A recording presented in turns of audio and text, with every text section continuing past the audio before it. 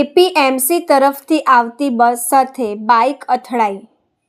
બસના પાછલા વ્હીલમાં બાઇક ચાલક ફસાયો। અકસ્માતમાં બાઇક ચાલકનો પગ ગંભીર રીતે કચડાયો।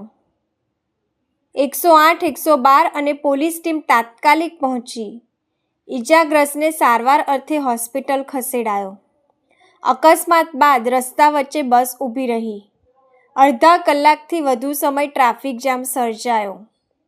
જે રીતના વડોદરા શહેરમાં અકસ્માતોની વણઝાર જે લાગી છે અને આજે જોવા જઈએ તો એપીએમસી માર્કેટથી વિટકોસની બસ આવી રહી છે, જેને બસમાં કહેવાય કે કોઈક બાઇક ચાલક હતો એ પાછલા રિંગમાં આવી ગયો છે, એનો પગનો આખો ખુરદો બોલાઈ ગયો છે। ક્યાંક પેસેન્જરો એવું પણ કહે છે કે સિસ્ટમ અંદર વાગતી હતી, બીજી બાજુ ડ્રાઈવરનો ફોન પણ ચાલુ હતો। એટલે ક્યાંક ને ક્યાંક ડ્રાઈવરની પણ ગલતી છે, સાથે જે પણ અથડાયો છે ભાઈ એની પણ ગલતી। એટલે જે રીતના વડોદરા શહેરમાં અકસ્માતોની વણઝાર વધી રહી છે, ટ્રાફિક નિયમોનું પાલન નથી થતું અને ક્યાંક ને ક્યાંક આજે આટલો મોટો અકસ્માત થયો છે।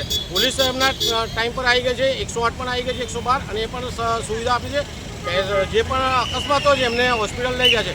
પરંતુ ક્યાંક ને ક્યાંક બંનેની જે નિષ્કાળજી હતી એના કારણે અત્યારે અકસ્માત થયો છે।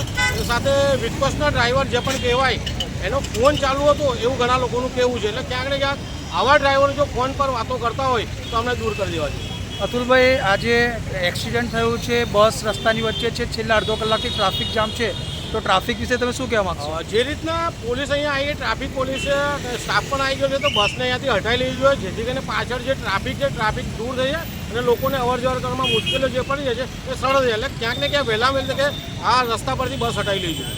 અમે એપીએમસીથી સ્ટેશન તરફ જતા હતા અને પાછળથી બાઇક એમનાથી બાય મિસ્ટેક ભટકાયા બસને, અને ભટકાયા અને જેવી ગાડી સ્લીપ મારીને સાઈડમાં આવી ગઈ અને એ ભાઈ બસના ટાયર નીચે આવી ગયા। એવું બધા એવું કહે છે કે તારું ખોડિયારનગરથી તારો ફોન ચાલુ હતો અને અંદર સ્પીકર પણ ચાલુ હતા? ના, ફોન ચાલુ નહોતો, ફોન નીચે જ હતો અને અમે જતા હતા સ્ટેશન તરફ। પણ સ્પીકર પણ તારી ટેપ પણ ચાલુ હતું જોરથી? ના, જોરથી નહીં, મીડિયમ ચાલુ હતું। અને તો ફોન પર ચાલુ હતો ખોડિયારનગરથી અહીં સુધી ફોન તારો ચાલુ હતો? ફોન ચાલુ અહીંયાથી ફોન કર્યો તો એ અહીંયા ગાડી બ્રેક ડાઉન માટે ફોન કર્યો હતો। બસમાં બેસનાર પેસેન્જર એવું કહી રહ્યા છે કે ડ્રાઈવર ખોડિયારનગરથી ફોન પર હતો। ના, એ અમે ફોન કર્યો તો કામ માટે ફોન કર્યો હતો અને પાછો કાપી બી નાખીએ છે, ચોઈ ફોન નથી ચાલુ। ખોડિયારનગરથી લઈને અહીંયા 2 થી 2.5 કિલોમીટર દૂર આવ્યા ત્યાં સુધી ના, પેસેન્જર ના, શું નામ છે? બોલતા છે પણ ફોન ચાલુ નતો મારો। શું નામ છે તારું? બારિયા રિંકેશ।